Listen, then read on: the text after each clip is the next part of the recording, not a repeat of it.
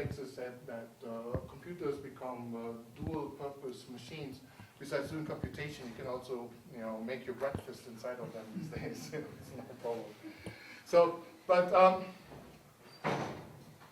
one idea to address this power dissipation is by using what is known as spintronics. And so the idea of spintronics is the following. In all of contemporary electronics, all the information is processed by moving charge around. Essentially, you charge and discharge capacitors all the time. Now, as we know, the electrons that you move around not only have an electronic charge, but they also have a magnetic moment given by the spin.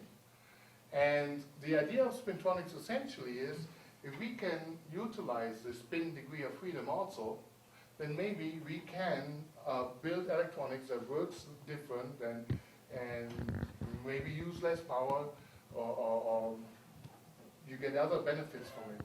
And so there's actually lots of benefits that you can derive from looking how the spin degree of freedom plays a role in charge transport. If you're among the first ones to do so, like Albert Ferth and Peter Grünberg, you get a Nobel Prize, so that's a very good benefit.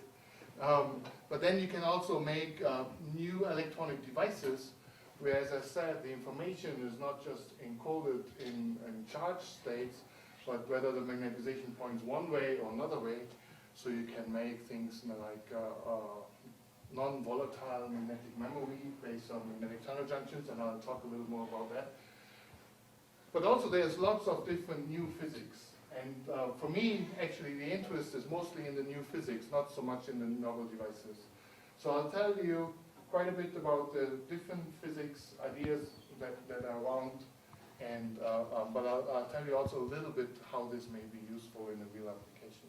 And so here, this is a picture of what is known as spin Hall effects, where a charge current can generate a spin current even in non-magnetic materials. And I'll talk about that in more detail tomorrow. So now, let me give you a brief idea why you can do, sorry, let me back up. What I want to say, if you're really interested in this idea of spintronics, you may want to check out this paper here. It's in a kind of unusual journal. So if you really can't find it here, let me know, send me an email. I'll be happy to forward it to you. One of the reasons why I want to recommend it is because the first author, Sam Bader, is my boss.